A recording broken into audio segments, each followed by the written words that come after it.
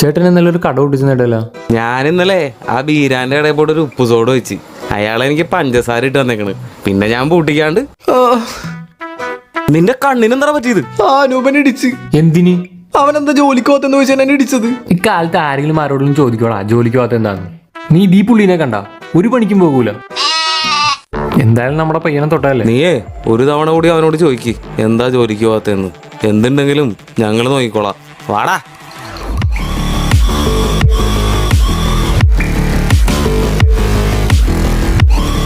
ചോദിക്കടാ.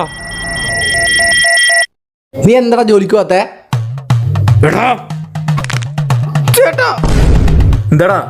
എന്തുണ്ടെങ്കിലേ നോക്കിക്കോളാന്ന് പറഞ്ഞിട്ടുണ്ടായി. നോക്കില്ലേ, എന്നാ പോയിക്കോ. ശരിയെന്നോ. എന്തുണ്ടെങ്കിലും ഞങ്ങൾ നോക്കിക്കോളാം. വാടാ.